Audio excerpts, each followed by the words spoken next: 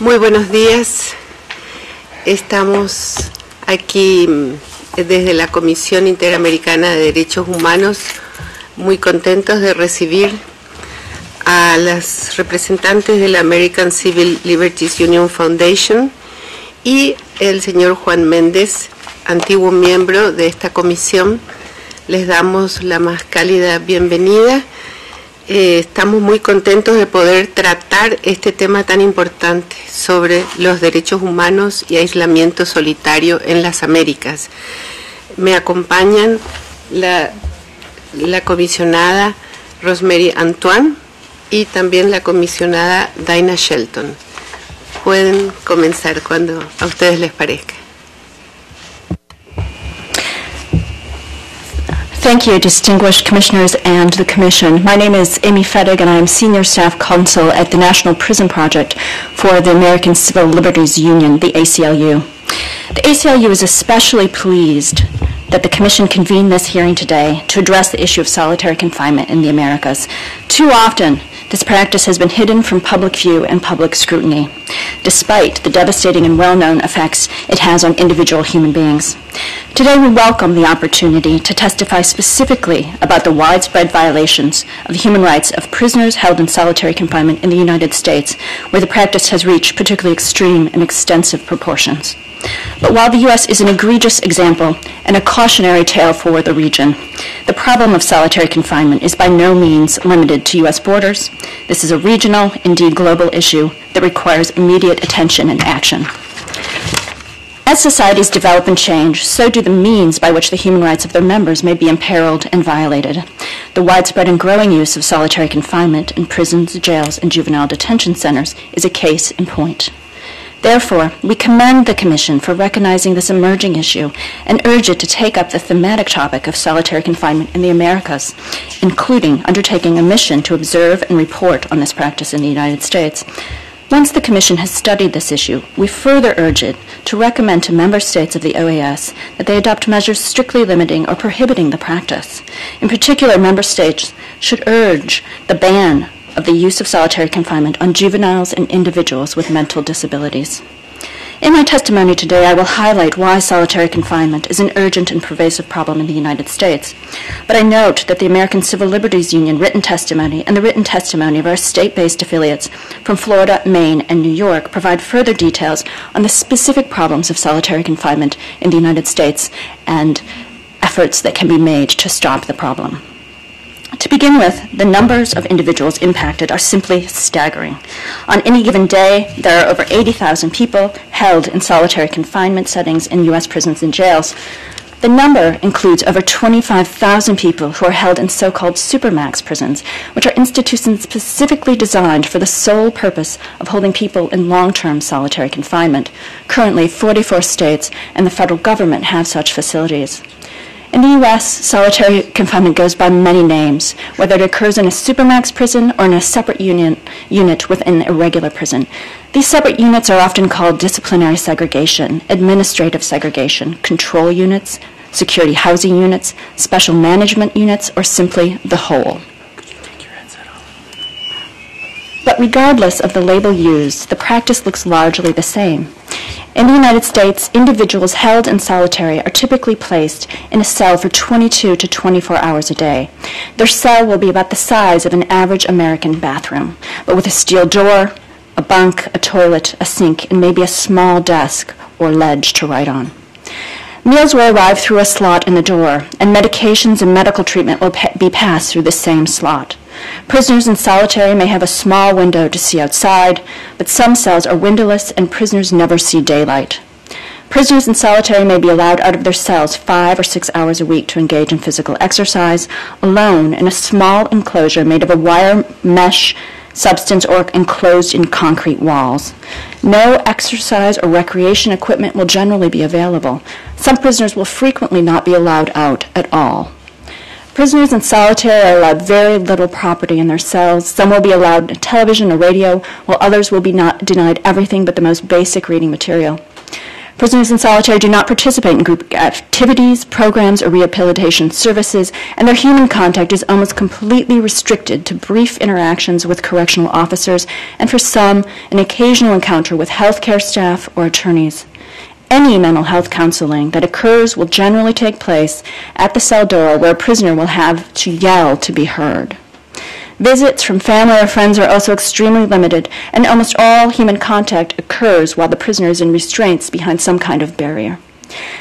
Prisoners in solitary are forced to exist in nearly complete isolation and idleness, week after week, month after month, year after year. In no other country but the United States do we see solitary confinement practiced on such a complete and massive scale. And in no other country do we see time spent in solitary measured not in days or weeks, but in months, years, and even decades. These numbers are shocking by any measure, but when we look behind the figures, we see an even worse human rights problem. The tens of thousands of individuals in solitary confinement in the U.S. include both children and people with mental disabilities. Although there is a widespread perception that only violent or dangerous prisoners are subject to solitary confinement, in fact, in the American criminal justice system, many of the most vulnerable and fragile individuals are actually held in solitary confinement. For example, most correctional systems in the U.S. report between 30 to 50% of individuals held in solitary confinement units are diagnosed with mental illness, despite the vast body of research demonstrating that solitary confinement is an anti-therapeutic environment for individuals with mental disabilities. Indeed, solitary confinement is widely recognized as psychologically difficult and damaging even for healthy individuals. Research has demonstrated that people subject to solitary exhibit consistent negative physiological and psychological reactions, such as hallucinations, increased anxiety, irrational anger, fears of persecution, severe and chronic depression, confusing thought processes, problems sleeping, and even lower levels of brain function, which include a decline in EEG activity after only 7 days in solitary. But while solitary confinement is recognized as painful and difficult to endure for human beings generally, it is even more devastating for those with mental illness. When people with severe mental illness are subjected to solitary confinement, research shows that they deteriorate dramatically. Many engage in bizarre and extreme acts of self-injury and suicide. It is not unusual for prisoners in solitary confinement units to compulsively cut their flesh, repeatedly smash their heads against walls, swallow razors and other harmful objects, and attempt to kill themselves. In Indiana's Supermax, for example, a mentally ill prisoner killed himself by self-immolation, while another man choked himself to death with a small washcloth. Such incidents are all too common in solitary units across this country. Indeed, suicide rates in solitary confinement units are much higher than in the general prison population. In California, for example, although less than 10% of the state's prison population is held in an isolation unit in the year 2004, those units accounted for 73% of all suicides across the system. These shattering impacts of solitary confinement are so well documented that federal courts in the United States have repeatedly held that placing the severely mentally ill in such conditions constitutes cruel and unusual punishment under the U.S. Constitution. And yet, today, right now, as we sit here in this hearing room, thousands of persons with mental illness are held in solitary confinement across this country. At the same time, the use of solitary confinement on youth in both the juvenile justice system and the adult correctional system is also routine in the United States, despite the greater impact of isolation on the psyche of children and its negative effect on youth development, and ultimately the possibility of rehabilitation. The American Civil Liberties Union and Human Rights Watch have recently completed a year-long investigation about the solitary confinement of youth in adult prisons and jails. This is the first hard look at this national practice, and my colleague, Ian Kissel, will address the findings of this research at greater length in his presentation. In conclusion, the human costs of solitary confinement for the American people are incalculable and cannot be justified. For these reasons, we urge greater regional attention and action, both to ensure the United States' use of solitary confinement comes in line with international human rights standards, and to take action to prevent similar and growing violations in other countries in the Americas. Thank you so much for your time and attention today. Thank you, distinguished commissioners, and to the Commission for this opportunity to submit testimony about solitary confinement in this thematic hearing. Imagine that you are locked in a small room like a bathroom for 23 hours a day. You're handcuffed when you move outside of it, your food is thrown under the door, and you have 5 books a week. It's noisy outside with some inmate or another yelling, screaming, banging on his door at all hours. It smells worse than the monkey house at the older zoos, no matter how hard you clean your own cell. That's what Douglas wrote to me in a letter describing what it was like for him as a teenager to be held alone. He said, "In segregation you either explode or implode. You lose touch with reality, hear voices, hallucinate, and think for hours about killing yourself, others, or both." And when Douglas was held in solitary confinement, he was still a child. The solitary confinement of children like Douglas, who were held in adult jails or prisons in the United States before turning 18, has been the exclusive focus of my research for the last year and a half, and it's the subject of my testimony today, submitted on behalf of the ACLU and Human Rights Watch. In the next few minutes, I want to provide an overview of and share some stories from my investigation with the Commission, and then want to describe action that I think is needed to end this practice. This commission received testimony yesterday from the United States government and civil society experts about the range of mechanisms through which children are charged as adults and held in adult jails and prisons. But I want to give you a sense of the scale of this problem in the United States. We estimate in our research that based on U.S. Bureau of Justice statistics data, that in each of the last 5 years, more than 95,000 young people under age 18 were held in adult jails and prisons. In 2011, more than 93,000 in jails and 2,000 in prisons. As my colleague has testified, jail and prison officials across the United States commonly respond to management challenges by segregating individuals from the general population, often through prolonged physical and social isolation for 22 to 24 hours a day, or solitary confinement. In our research, we found that once they're held in adult facilities, children are subjected to these solitary confinement practices in the same way as adults, and most commonly to protect them from other inmates, from adult inmates, or punish them for violating facility rules. And I want to share some of their stories.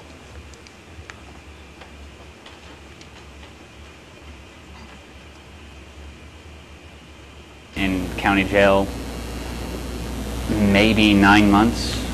I don't know the exact figure. I was in isolation for 6 months. So I say 5 months and 2 weeks most.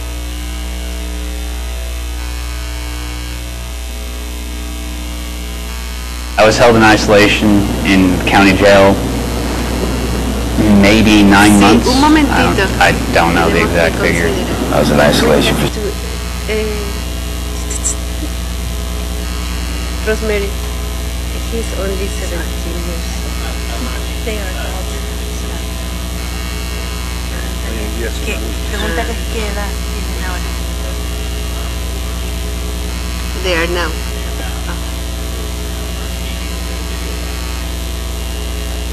Okay. Okay. Sorry, I had to check that. One more.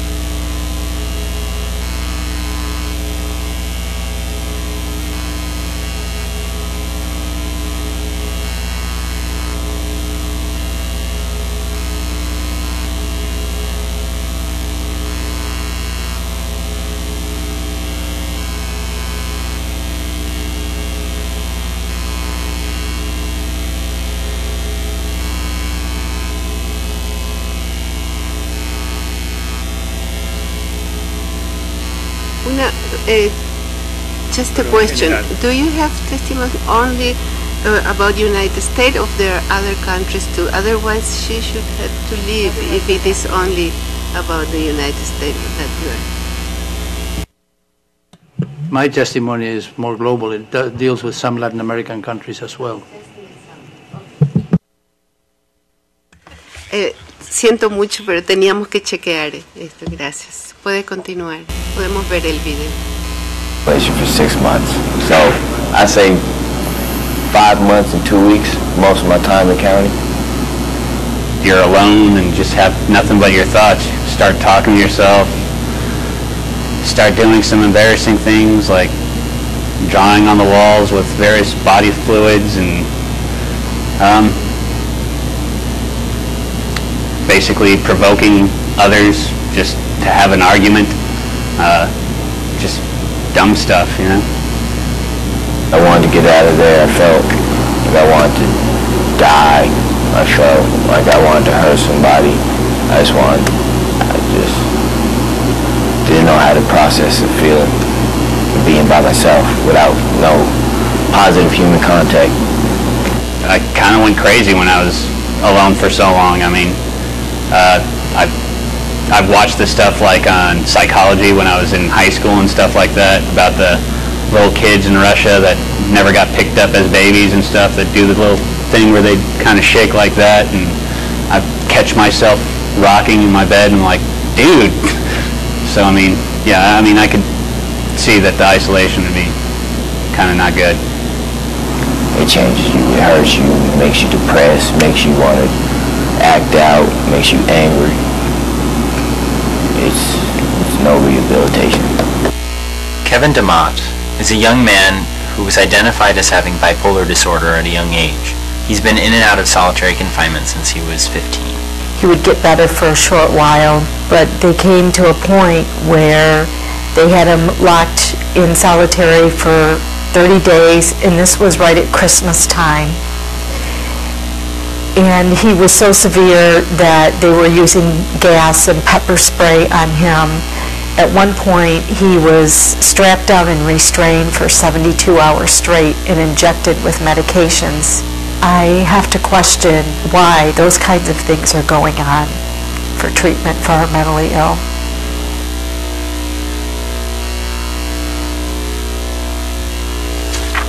In my research, I found that the solitary confinement of young people often harms their mental and physical health as well as their development. I heard from officials at county jails in the United States who told me that they hold 100% of young people detained there in solitary confinement to separate them from adults. And I interviewed young people who were held in this protective solitary confinement for the entire duration of their pretrial detention, longer than a year in solitary confinement. I heard from officials who told me that they hold a significant percentage of young people there in punitive solitary confinement or to manage the behavior of youth. In New York City and in Pennsylvania, officials told me that they generally hold more than 10% of the adolescent population in some form of solitary confinement. Young people told me about just how difficult it was for them to cope when held in solitary confinement. Several described losing touch with reality while isolated. Carter, a pseudonym, who entered prison when he was 14, told me, "I felt like I was going mad. Nothing but a wall to stare at. I started seeing pictures in the little bumps. Eventually, I said to hell with it and started acting insane. I made little characters with my hands and acted out video games I used to play when I was on the outside." I spoke with a dozen young people in detail about their suicidal thoughts or attempts. Many of these and a few others had repeatedly cut themselves with staples and razors.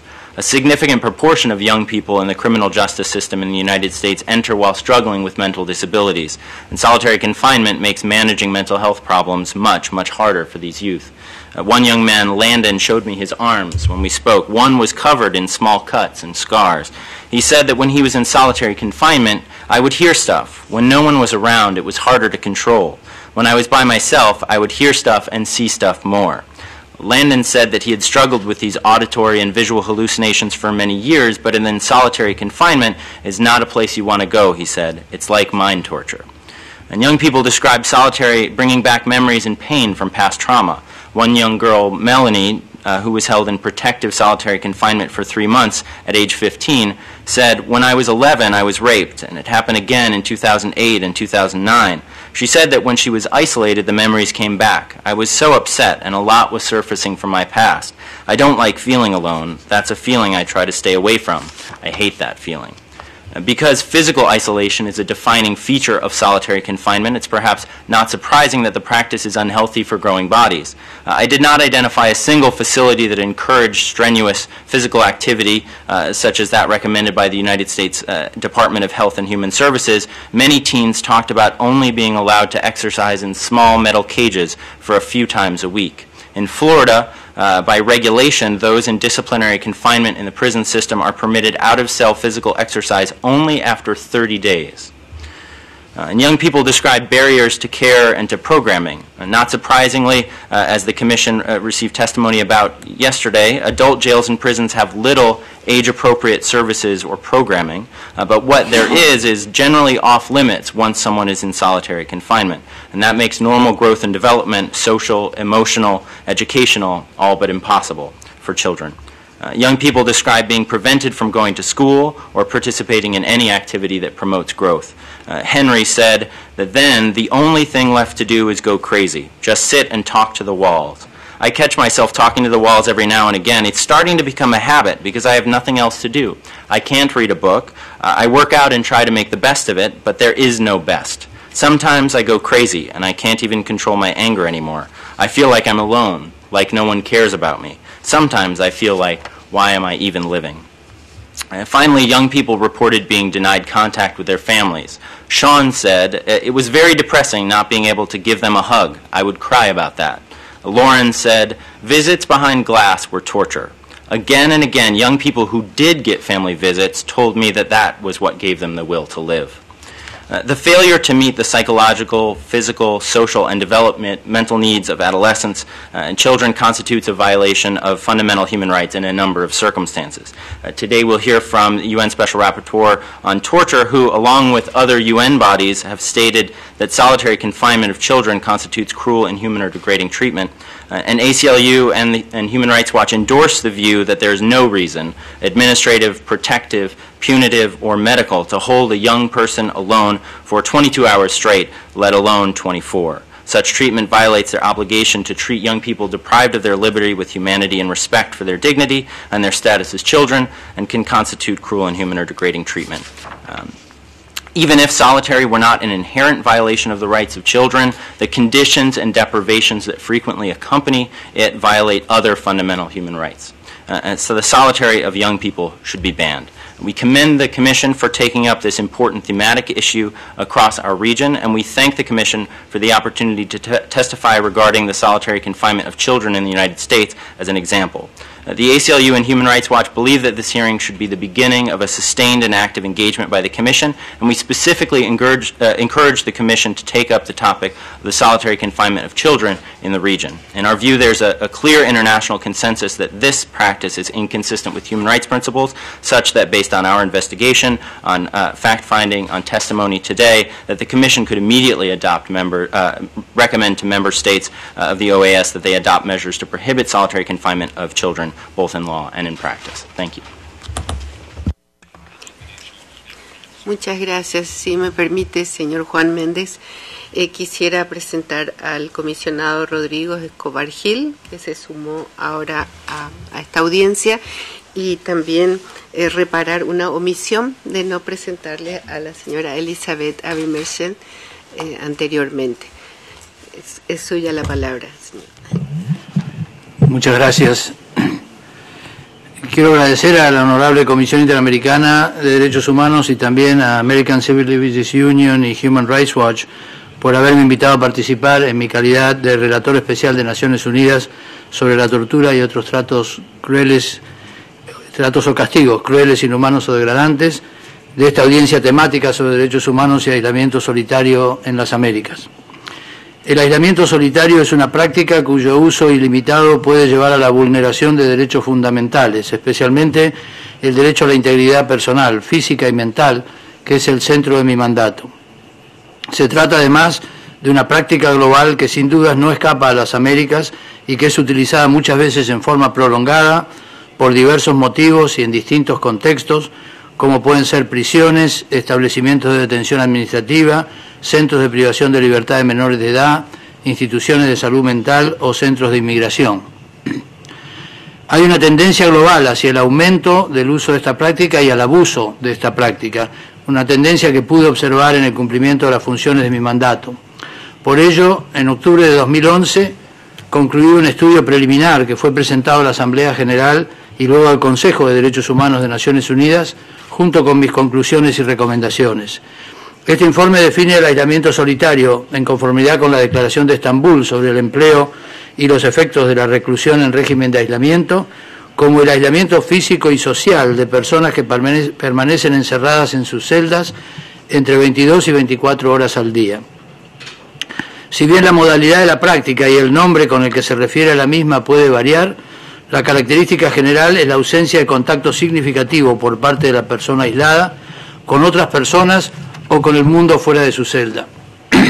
Asimismo, teniendo en cuenta que los daños físicos y psicológicos asociados al uso del aislamiento solitario se potencian con su duración, el informe definió el aislamiento solitario prolongado como todo periodo de aislamiento que supere los 15 días. Esta definición fue basada en que la mayoría de la literatura científica indica que luego de 15 días de aislamiento los efectos psicológicos nocivos suelen manifestarse y en algunos casos pueden ser irreversibles. El acceso a contacto humano significativo dentro de la prisión y con el mundo exterior a través, por ejemplo, del contacto con otros reclusos, con personal penitenciario dedicado al tratamiento y no exclusivamente a la seguridad, las visitas, la recreación, la lectura y el deporte, son esenciales, no solo para favorecer la rehabilitación, sino además para cuidar la salud psicológica de los detenidos en régimen de aislamiento. Estas medidas se encuentran establecidas en el artículo 17 del Pacto Internacional de Derechos Civiles y Políticos y en las reglas mínimas de Naciones Unidas para el tratamiento de los reclusos. El régimen de aislamiento no solamente suele ser utilizado en formas que vulneran estos principios, sino que además con frecuencia puede incluso ocasionar sufrimientos o dolores severos que configuran situaciones de trato cruel, inhumano o degradante e incluso de tortura. Asimismo, por la falta de testigos y la soledad en la que tiene lugar, el aislamiento solitario puede dar lugar a otros actos de tortura o de malos tratos. Tanto la Corte Europea de Derechos Humanos como la Corte Interamericana de Derechos Humanos han reconocido que la incomunicación completa y el aislamiento prolongado configuran en sí mismos tratos crueles, inhumanos o degradantes. Los efectos negativos en la salud pueden producirse después de solo unos pocos días de régimen de aislamiento y los riesgos aumentan con cada día que se pase en esas condiciones. Las investigaciones respecto de los efectos del aislamiento indican la existencia de trastornos psicóticos, un síndrome que se ha denominado psicosis de prisión, cuyos síntomas incluyen ansiedad, depresión, ira, trastornos cognitivos, distorsiones de la percepción, paranoia y psicosis y lesiones autoinfligidas. La permanencia prolongada bajo un régimen de aislamiento puede llevar a la irreversibilidad de estos efectos. En función de esto, propuse en mi informe que la aplicación del aislamiento solitario prolongado por más de 15 días siempre sea considerada al menos trato cruel, inhumano, degradante o incluso tortura, contrarias al artículo 7 del Pacto de Derechos Civiles y Políticos, al artículo 1 y 16 de la Convención contra la Tortura y al artículo 5 de la Convención Americana de Derechos Humanos, y por lo tanto debe prohibirse. Esta conclusión fue también sostenida por el Comité de Derechos Humanos en su observación general número 20. Sin embargo, la utilización del aislamiento prolongado continúa siendo una práctica general en muchos estados, incluyendo en las Américas. En Estados Unidos, según cifras oficiales, existen más de 80.000 personas detenidas bajo distintas modalidades de aislamiento solitario, la mayoría de ellos en forma prolongada o indefinida. En la Argentina, y según el informe anual del Registro Nacional de Casos de Tortura y o Malos Tratos, la duración de la detención en aislamiento varía según el motivo y el lugar de cumplimiento de la pena, pero en casi todos los casos se trata de encierros continuos de 24 horas. Así, en caso de sanción, las personas pasan un promedio de 8 días en aislamiento en las prisiones federales, con casos extremos de 42 días, mientras que en el sistema provincial de Buenos Aires pasan un promedio de 16 días, con casos extremos de 60 días. En caso de aislamiento por medidas de seguridad, el sistema nacional tendría un promedio de 32 días encerrados. Asimismo, en 2010, la provincia de Buenos Aires habría iniciado un programa de prevención de la conducta violenta que consiste en el aislamiento durante un mínimo de 9 meses, siendo los primeros 3 de aislamiento total.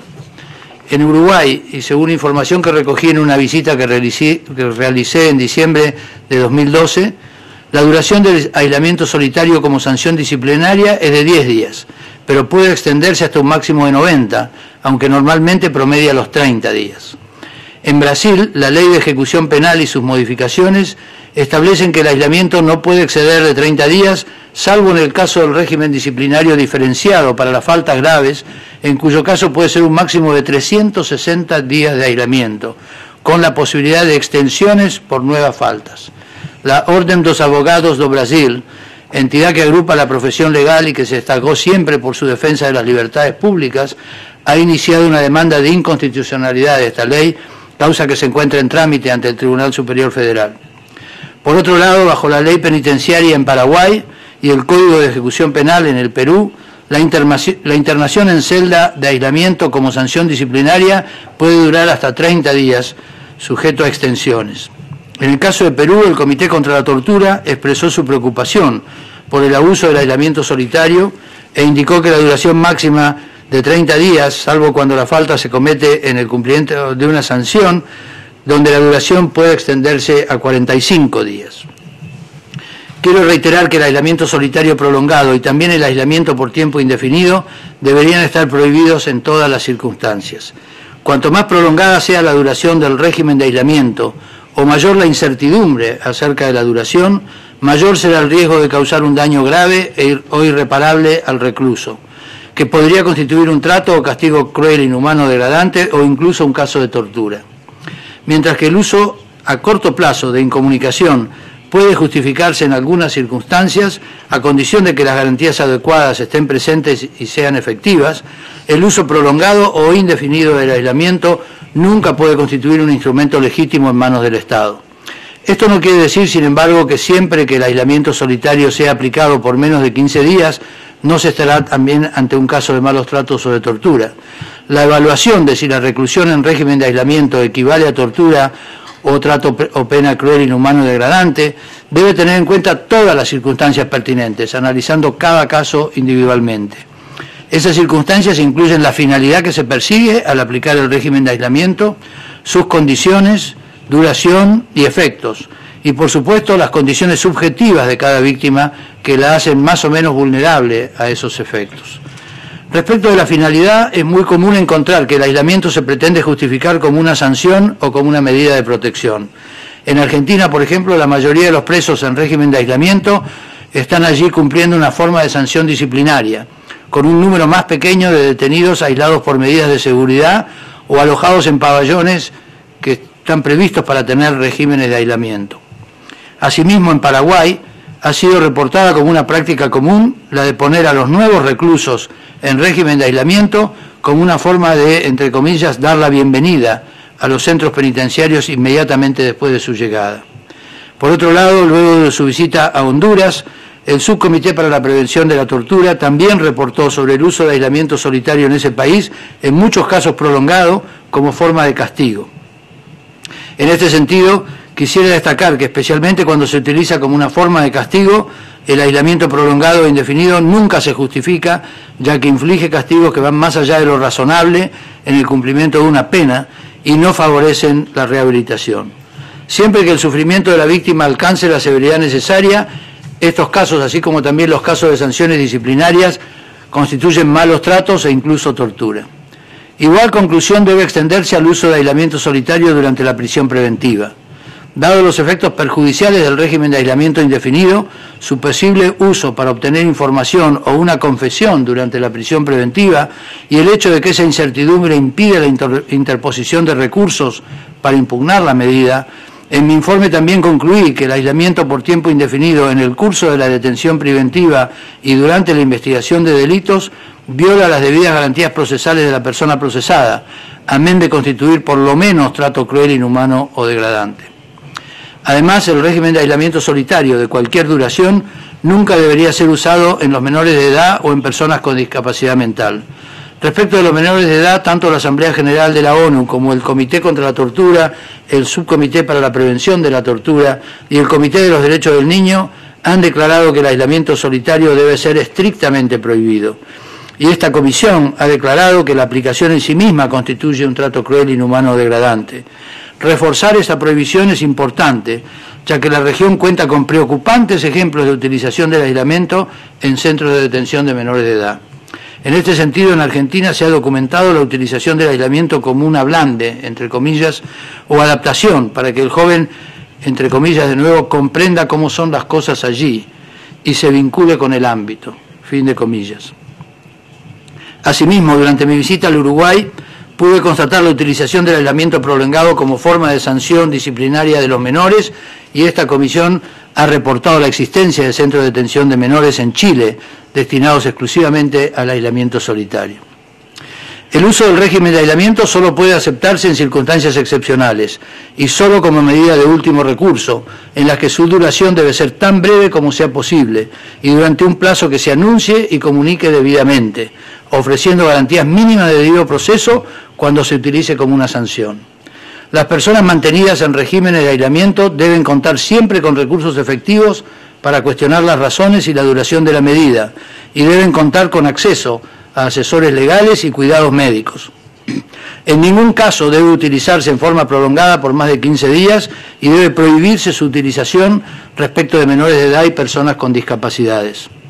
Resulta importante que los estados de la región avancen en modificar tanto su legislación como las prácticas que no sean consistentes con estos estándares. Asimismo, si bien existen ejemplos del uso del aislamiento solitario en la región que hacen entender que la misma no es una excepción a la tendencia global a utilizarla, resulta preocupante que no existen en general cifras oficiales respecto de su aplicación. Si bien el trabajo de esta comisión y del sistema interamericano en general es fundamental para monitorear el cumplimiento de las políticas penitenciarias con los derechos humanos, entiendo importante avanzar en la documentación y el monitoreo por parte de los gobiernos de la región y sus instituciones nacionales de derechos humanos u organismos similares sobre las condiciones de utilización de esta práctica. Y para finalizar, quiero recordar que hay un proceso de reforma de las normas mínimas de Naciones Unidas sobre el tratamiento de reclusos y que está en curso esa reforma algo limitada, pero que hay una posibilidad de que por primera vez ese documento de 1957 incluye una referencia al aislamiento. Y si es así, quisiera sugerir a la Comisión Interamericana de Derechos Humanos y especialmente a su Relatoría para las Personas Privadas de Libertad que encuentren la forma de hacer saber la experiencia de esta comisión y de la Relatoría para fomentar que haya una regulación mucho más ajustada a derecho del uso del aislamiento solitario en todo el mundo. Agradezco nuevamente a esta honorable comisión la oportunidad de presentar este testimonio. Muchísimas gracias a los peticionarios, al doctor Juan Méndez. Le doy la palabra al comisionado Rodrigo Escobar, que es relator para personas privadas de libertad.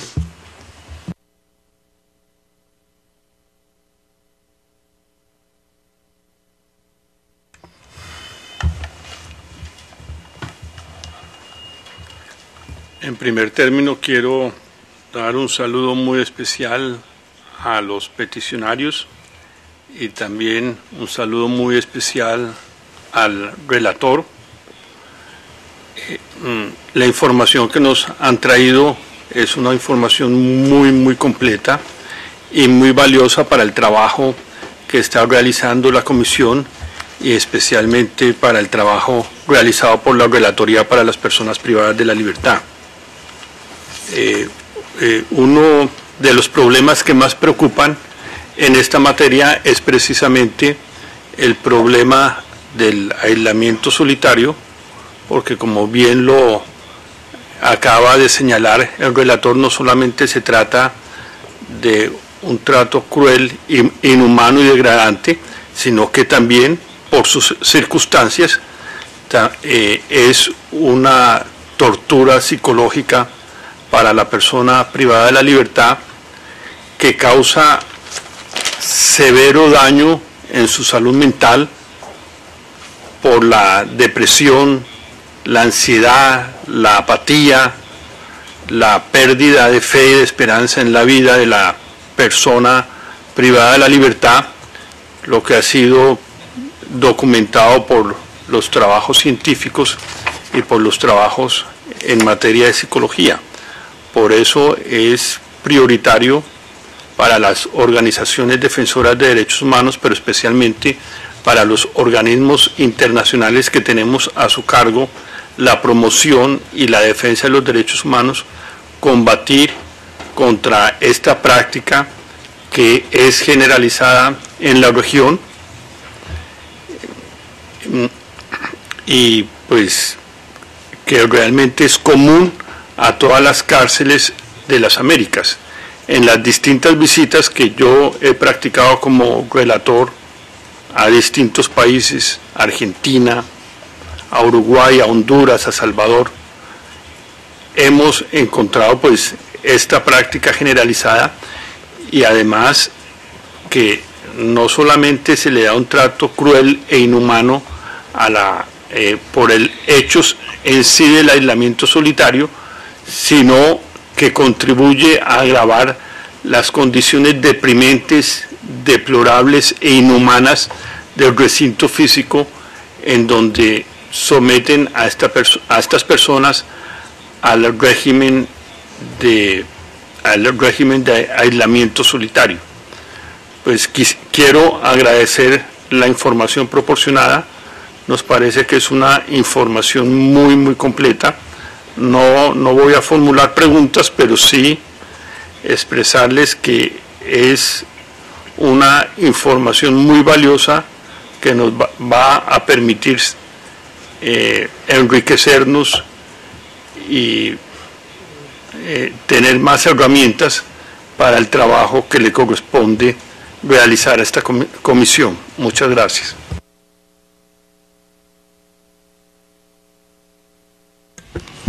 Thank you. I would like to also thank you so much for giving us all of this very important information. Sorry, my voice. I have no doubt in my mind, let me say categorically, that solitary confinement, especially when it relates to children, can and often does constitute not only cruel and inhuman punishment, but also torture, and also impacts on a number of other very important rights. Perhaps I would like to add a couple of dimensions for you to consider in this important work. I'm from the Caribbean. I didn't hear much about the Caribbean, but the pattern is very similar, and in some ways worse because there's very little awareness of this issue.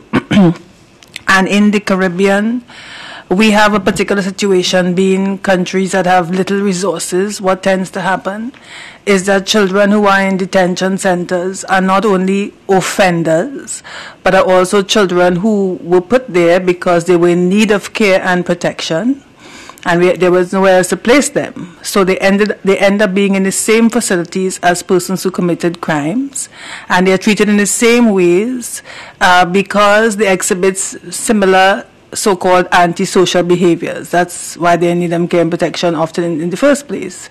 And not only are they become offenders in some cases, but we've had a couple tragic instances. I just want to tell you one briefly in St. Lucia, where recently one child who was in solitary confinement, there was a fire and that child ended up being burned to death. Okay, so it's very horrific, and I thought I should mention that. But this pattern is not just people who offend, but because you can see the far-reaching implications, because they can't be controlled, it is said, they are placed in solitary confinement.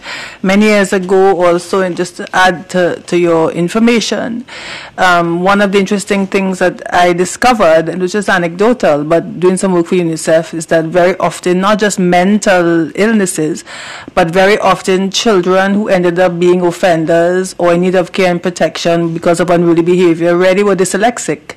They were just not being able, and they weren't tested, there's nothing. And I would hope that an organization like yours could do some sort of inquiry into that.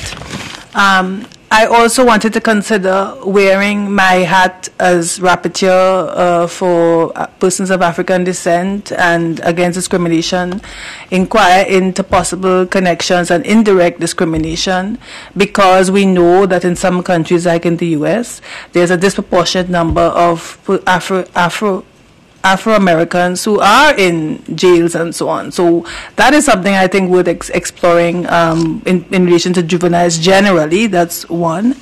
And also the notion of their educational opportunities. So when you're in solitary confinement for a long time, and I'm wearing another hat again, economic rights, social rights, that I lead in the commission, so something is in my mind that if you have a child who is constantly in solitary confinement, that child is not able to have whatever educational training is happening at the facility, and there's a long-term effect when they leave, their rights to livelihood. So the problem is even compounded again. So that is something I would, not really questions, but invite you to sort of extend your mandate in relation to that sort of information.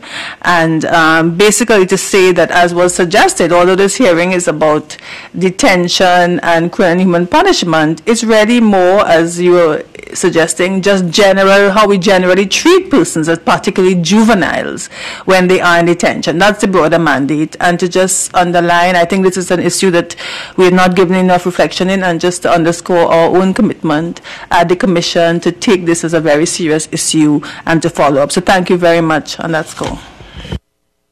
Thank you very much. Dinah Shelton. I would also like to thank you. This reminds me a little bit of the discussions over the death penalty, where there are different approaches to looking at it. One is the sort of incremental approach that we exclude certain types of killing, we exclude certain categories of people, and then we're sort of left with this hardcore where then the choice becomes, do we just say now it's a per se violation or not, as opposed to tackling it head on. And I think of that because I think there are sort of two ways we could look at this issue. One is sort of solitary confinement, no matter who's being confined, that it in and of itself raises concerns from a human rights perspective. And the other is from categories. And we've heard reference to children mentally ill. I think whichever way we come at it, the scope of the problem somehow gets bigger or smaller. And one could focus exclusively on solitary confinement as one of the conditions of detention that raises particular human rights issues. I am interested in the other perspective, which is looking at the categories of persons who are subjected to this. And the reason for that is, I think, particularly in the context of children and mentally ill, it goes well beyond prisons. And if you were to look at orphanages and at mental institutions, you would find statistics on solitary confinement that would probably double what you already have. And I think the treatment of the mentally ill is an issue that has really been overlooked in terms of the article that Juan Mendez has to apply in his rapporteurship, because it's not only about cruel, inhuman, and degrading punishment, but it's also treatment.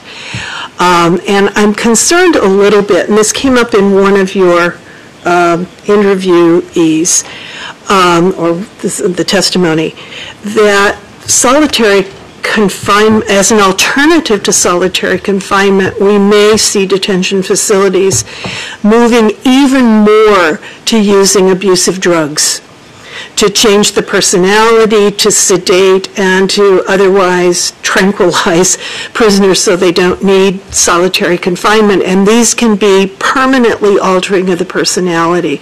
So I think looking at conditions of detention generally puts solitary confinement as a particularly horrific example, but also raises these larger issues of conditions of detention and treatment. Thank you.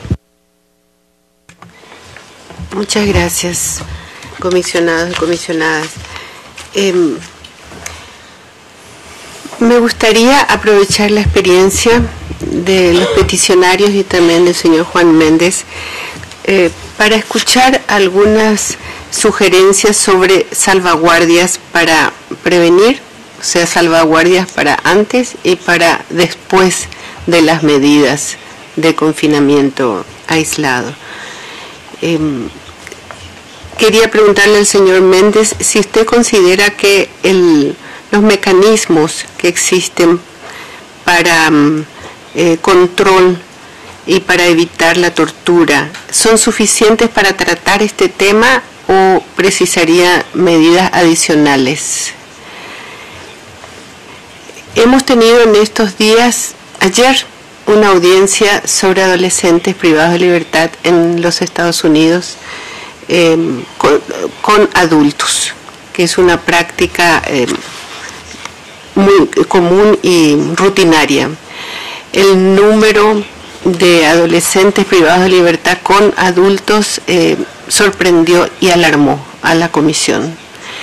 Y al mismo tiempo, el uso frecuente del confinamiento solitario es algo que preocupa a la comisión, sobre todo tratándose de personas menores de 18 años, por los efectos que ustedes mismos han señalado y por la obligación que tiene el Estado de proteger con unas medidas especiales a los menores de 18 años, atendiendo que si tienen que ser privados de libertad como última medida, es en el bien de esos niños.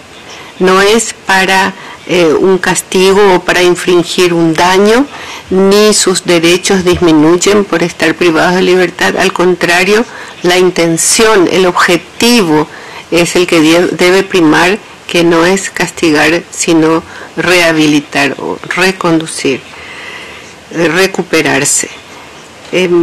Me gustaría, como son de Estados Unidos, averiguar si es posible pensar en una ley federal que prohíba, por un lado, la ubicación de adolescentes con adultos y por otro lado, estas medidas de aislamiento solitario. Porque hemos visto también el día de ayer que muchas veces se utiliza el aislamiento como medida de protección frente a los abusos de los adultos en la prisión. Y me parece que es algo revictimatorio y terrible, ¿no? Muchas gracias por los comentarios que nos puedan hacer al respecto.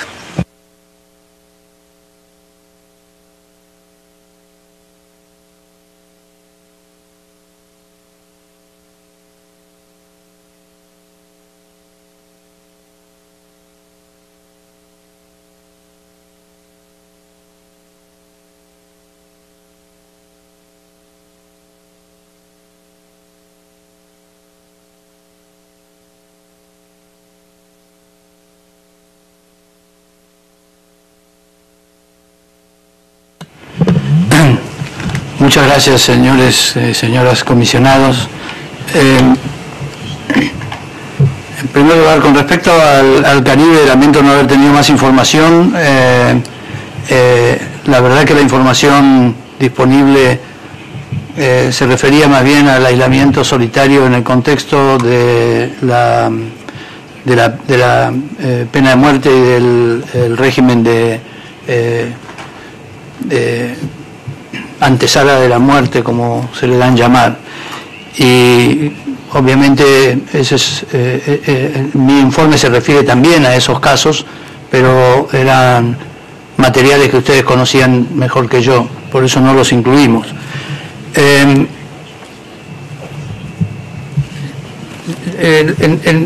mi informe hablé de situaciones en las cuales el aislamiento temporario y corto podría ser legítimo.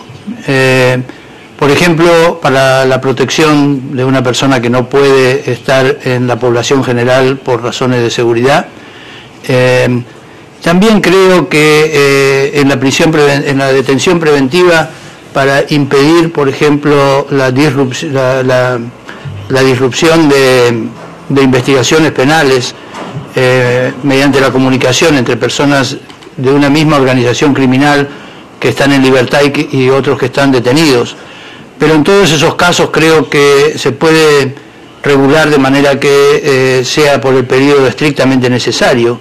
Ninguno de esos dos ejemplos, y a lo mejor hay alguno más, podría justificar una detención en aislamiento por más de 15 días. Simplemente hay que poner la carga en el Estado de encontrar otras maneras de proteger a las personas que necesitan protección y de proteger la integridad de las investigaciones penales en curso. En cuanto a las categorías de personas afectadas por el aislamiento, el informe mío también comprende el aislamiento en tratamiento de salud, especialmente en hospitales mentales. Y de hecho mi informe más reciente, que es de este año, que acabo de presentar la semana pasada en Ginebra, es más general sobre la tortura y el trato cruel, inhumano y degradante en los contextos del cuidado de la salud. Y se refiere específicamente, entre otras categorías, a las personas con discapacidad mental, que son tratadas a través del aislamiento en muchos países. Repitiendo, por supuesto, lo que ya había dicho en mi informe del 2011, volví a reiterar que esto debe ser objeto de una prohibición absoluta, porque la literatura psiquiátrica dice claramente que el aislamiento lo único que hace es exacerbar la enfermedad mental y la discapacidad. El problema en esos casos es también que hay que encontrar la manera de regular categorías legales como categorías jurídicas como el consentimiento informado y libre, la capacidad legal, la capacidad de las personas para tomar decisiones y especialmente asumir la prohibición de la reciente Convención sobre Derechos de las Personas con Discapacidad, que dice que absolutamente la intervención psiquiátrica involuntaria debe estar prohibida. Yo reconozco que este es un estado del derecho que está en plena evolución y que es difícil encontrar términos medios, pero me parece que la Convención de los Derechos de las Personas con Discapacidad contiene algunos lineamientos que deberíamos todos seguir lo más posible. Por último, en cuanto a las salvaguardias, mi informe del 2011, nuevamente, tiene me refiero a él porque se los hemos acercado a ustedes también, tenía algunas especificaciones sobre qué salvaguardias y con qué motivo deben seguirse. Me parece especialmente necesario el debido proceso. Cuando se trata de sanciones, no debería aplicarse ninguna sanción, ni siquiera corta, sin la oportunidad de ser oído, sin la oportunidad de contestar la acusación y también contestar el régimen al que uno va a ser sometido. En ese sentido, me parece importante también incluir salvaguardias de protección médica y psiquiátrica. Es decir, que la autoridad penitenciaria no tenga nunca la posibilidad de poner a una persona en aislamiento sin haber hecho un examen psiquiátrico razonable e independiente con una persona capacitada para hacerlo. De hecho, las salvaguardias existentes, contestando a la pregunta de la señora presidenta, a mí me parece que son insuficientes. En general, en América Latina no hay salvaguardias. La autoridad penitenciaria tiene amplia capacidad para imponer la sanción sin debido proceso.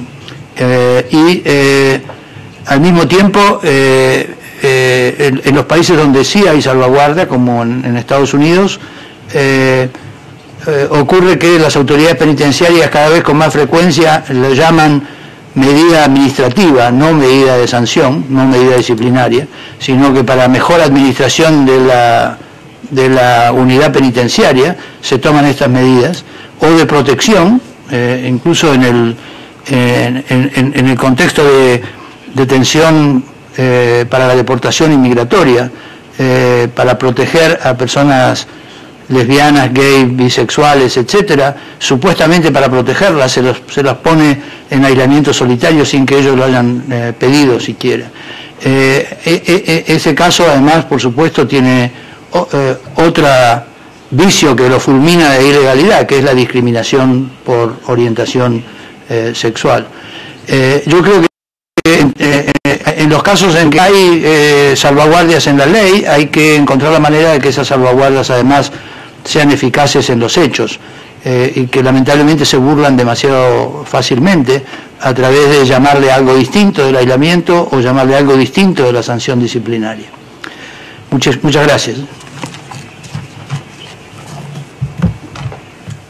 Specifically with regard to the questions raised concerning the solitary confinement of children in the United States, I would just highlight two particular pieces that are included in the annex to our submission, joint submission on that topic, which is the report that we've prepared. One of them has to do with the high numbers of the disproportionate representation of racial minorities in the United States in the criminal justice system overall. It highlights the broad inadequacy of data on the use of solitary confinement for all populations, but particularly for children, that we don't know, we don't have data that would demonstrate that disproportionality is also present in the application of solitary confinement. But in an annex, our submission from the New York State affiliate includes some data about the racial disproportionality in solitary broadly.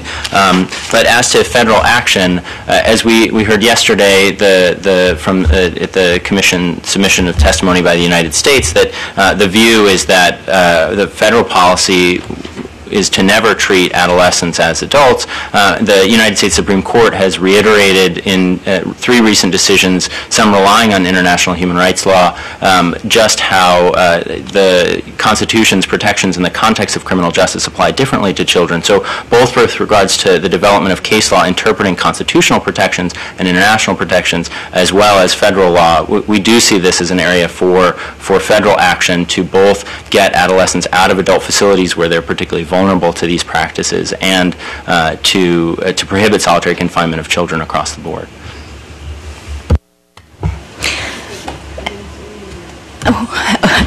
Well, I just wanted to thank the Commission for your very thoughtful and insightful questions, and reiterate what you've heard from the Special Rapporteur today, that there simply are not sufficient safeguards to protect individuals from extreme solitary confinement and isolation, especially, as I've described it today, where it is practiced in the United States. We do not have the legal safeguards. Our Constitution is not sufficient to protect prisoners. We've seen that over and over and over again.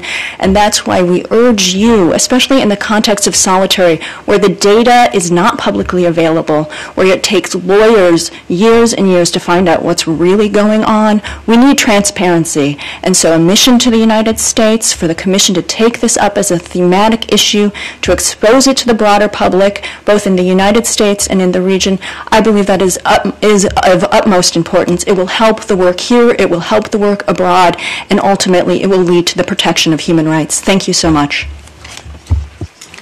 Muchísimas gracias, con las disculpas por no poder darles más tiempo, pero ha sido una excelente audiencia. Muchísimas gracias por traernos este tema y con toda la crudeza y también las salidas para que la región pueda mejorar en este aspecto. Otra vez gracias y hasta luego.